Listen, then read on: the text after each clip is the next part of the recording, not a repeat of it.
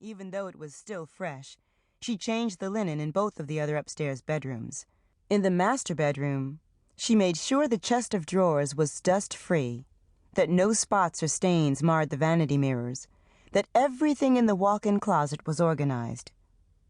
After she took all the dirty clothes to the laundry room, she wiped down the burgundy leather furniture in the den, then fluffed the plush pillows on the pure white living room sofa and love seat. Next, she took Windex and soft scrub to both the upstairs and the downstairs bathrooms, then the kitchen counters. By noon, everything sparkled with devotion.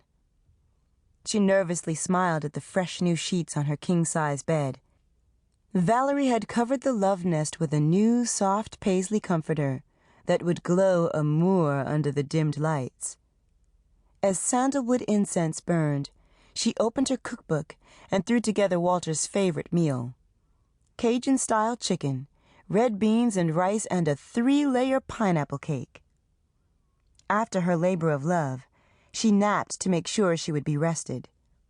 Then she thoroughly bathed, douched the cobwebs from her overly neglected womanhood, and put on a very sweet, lusty, rosy-fragranced toilet water that she paid too much for.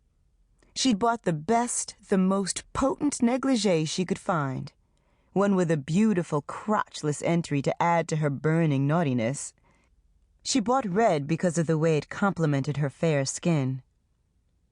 She sat in the den and fidgeted, kept fixing herself up, then double, triple, quadruple checked on all the already perfected preparations.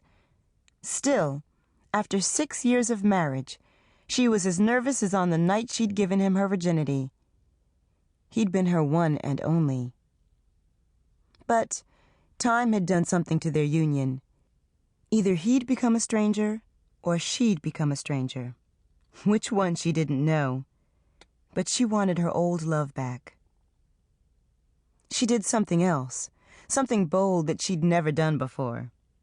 She put on a baseball cap, stuck on dark glasses, and drove from their middle-class tract located up in the safe Chino Hills, down to the Pomona Indian Hill swap meet.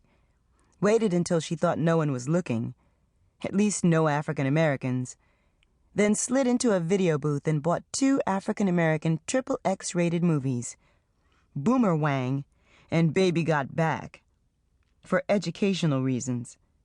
She wanted to see what the sisters were doing, how they did it, what the brothers expected, and maybe find out if there was something she didn't do right or needed to learn how to do.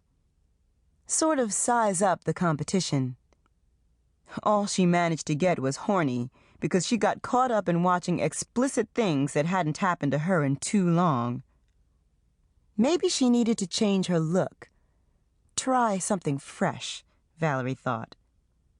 When he was on the phone, she'd overheard Walter raving to his brothers about how good actress Halle Berry looked with her contemporary short hairstyle. He said when Halle was Miss Ohio, her hair was much longer, and now she looked even better, like a woman.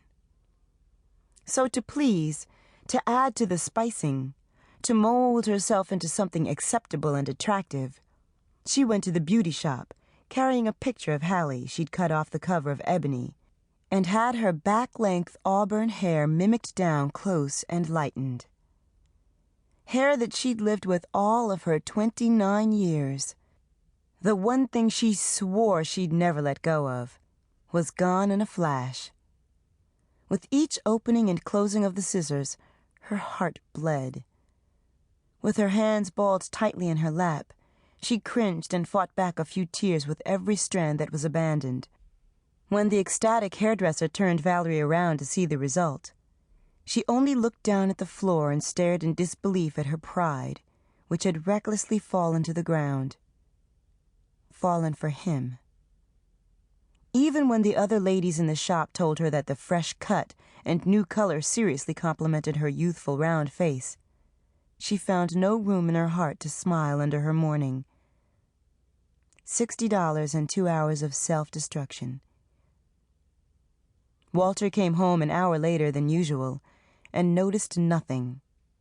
At least he said nothing about what he noticed before he showered, fumbled with the alarm clock, crawled under the covers, and made his camp on the far side of the bed.